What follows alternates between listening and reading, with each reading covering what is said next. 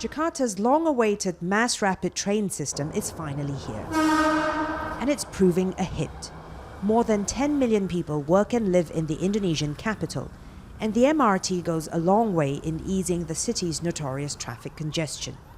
This is a massive improvement. Indonesia finally has an MRT, just like other country that has been having it for years. It is awesome. I am very proud.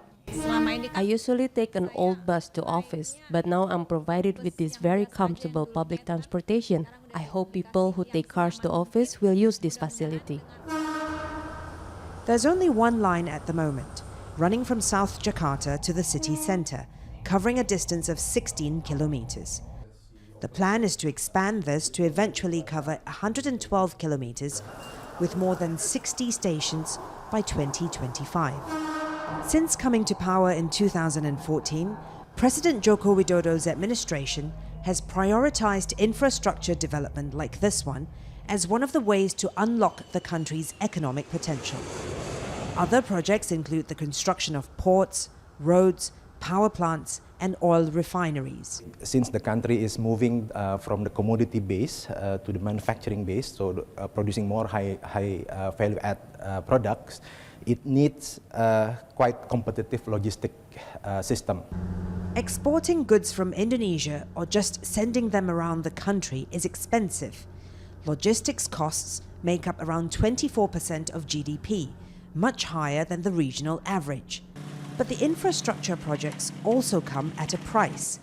They're estimated to cost $400 billion over 5 years, adding to government debt levels. But the government says that the debt is manageable. By law, we are allowed to go to 60%, but we maintain to 29% of our GDP. Number two, all the loan that we get today are allocated to the productive projects, so they can pay from the project to the loan. So I don't see that much problem. But the economic growth that was supposed to happen on the back of infrastructure development hasn't yet materialized. GDP growth has hovered around 5% in the last 5 years. While that can be considered a pretty solid number for some countries, it's below the government's target of 7%, and it's not enough for Indonesia's development needs and ambitions. Economists generally agree Indonesia has to keep spending, and not just on building roads, railways, and other facilities. But we also need the soft infrastructure. What I mean about this soft infrastructure is, for instance, capital, human capital development, which I think now this year is one of the top priority of the government. Education and healthcare, for instance, have been given bigger allocations in the state budget.